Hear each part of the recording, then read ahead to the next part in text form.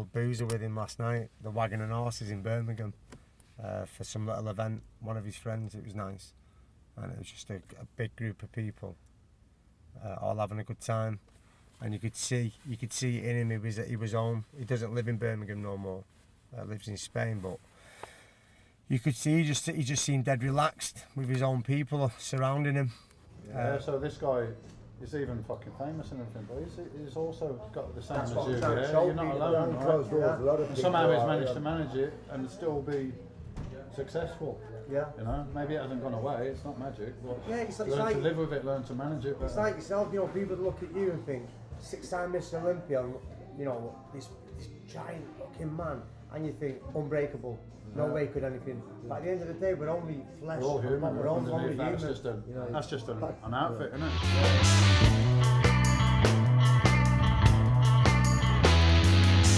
My life is funny. It's good to be alive. Spending your money, your mind 9 to 5. But it's nice, isn't it? It's got like a. Oh, I've never done it like I've always had it in the brew. Fucking hell, it's strong. Good to taste it, man. So what I usually do is put it in my brew in the morning.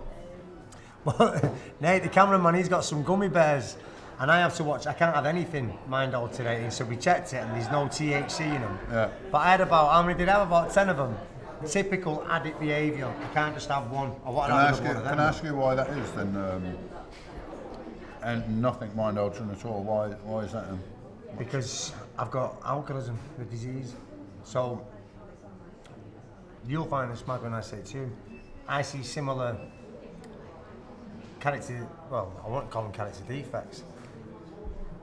The way you've been 6 times what you did, and how you did it, I'd swear you have the same kind of thing as me, and it's an illness in our thinking. It's a little bit like obsessive, yeah. Obsessive. Well, you can make it in a positive way or a negative way. Yeah, and that's what I try to promote. If you do have this disease of addiction, which we call alcoholism, and it's a disturbed illness that centres in our thinking, so we never feel part of anything. We always feel like outsiders. We don't like rejection, don't like bereavement. We feel a lot more than other people. So what we try and do is try and escape that thinking. I say I've got a disease that for me it does 2 things. It makes me think, and I want something more. Anything that makes me feel different about myself, I want more of it. So if it's sex, I want more. If it's exercise, I want more. If it was crack cocaine, I'd want a lot more of that because of what it did. So all I try and say to people that I help in recovery, if you have got this illness and you know you have got it, if you identify what I talk about, you can channel that power. I say alcoholism today, for me, I call it a gift. As long as I don't pick up drugs and alcohol and I don't behave unaccordingly. As long as my spiritual behaviours are right and I don't use drugs and alcohol, I have a gift. Anything I want to do in life, I'll do it. I'm going to have to go for it because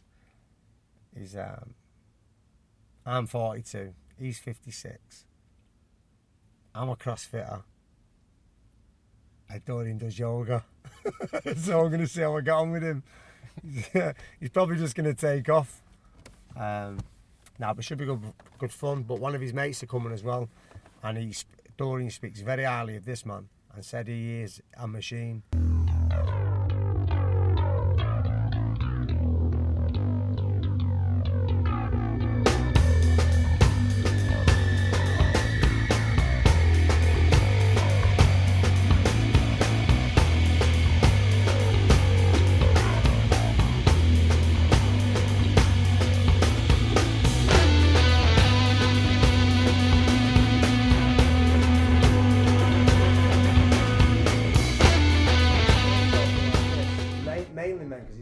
That don't really open up. It encourages others. Because you know why we don't open? Because we're scared of being judged, mate. Yeah, because any emotional fragility is weakness from the man's perspective, so we don't very rarely ask for advice. In this society, I spoke with the the Shipibo, the Peruvian shamans. Yeah. And they're like, it's a big problem with men in the West because you feel uncomfortable to cry. If we're sad, we cry. If we're happy, we laugh. That's what we should do, and Well, I learned. You've been taught not to do it though for so long. We have no role models really today, like alpha males that we look up to. I was saying, why does Donovan, my son, he tests me at the minute. He's 15 and he's a big lad, And I go, Donovan, why are you always testing your dad? I went, all I've ever done is fucking love you and bring you up, and now you're fucking wanting to not fuck out me for something. And he said, no, it's not that. He said, it's because he feels safe, because you're his dad, and he can kind of test these powers out, because you're his superhero at the end of the day, and he knows he's in safe hands. And that made sense. But for the generation of kids that don't have parents in their lives, like the dads and stuff, what their parents then become is the dickheads that are out there. Because an old Dorian, he was a bit of a late comer in bodybuilding. He was about 20, 21 when he really took it serious. And at that level, he was pretty late. So I'd say, yeah, he probably done like a good solid 15, 20 years of training. So his body will be a bit, you know, it's not going to be 100%. He probably has problems with his elbows and knees. I'm fucking hoping he has anyway. So he can at least slow down. Or he can at least sympathise when I'm whinging. No, but it's going to be a good experience. Plenty of fluids, kids.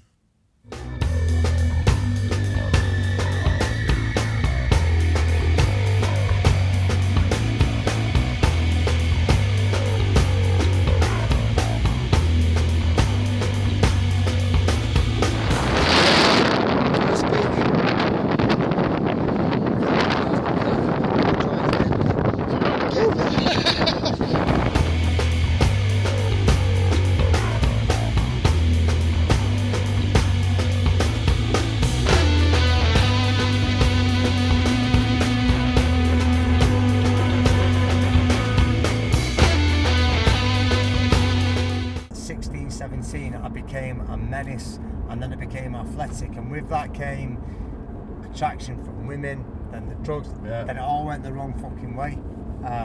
So whatever connection I felt from you, from how you was talking that many years ago, my connection, I believe, got cut off, got closed, because then I went on spiraling with the drugs and alcohol, and like you say, my vibration for all them years went bang. Oh mate, right down in the basement, And all of a sudden when I started to do meditation, because it was like I was acting around Nicole and myself in my recovery, all of a sudden started talking to you. So it's like, that's no coincidence again. He's setting off a vibration. Mate, you know? Yeah. And maybe you had to go through all that shit because now you can help more people. Yeah. Because you've been there, you've done it, you know what I mean? Yeah.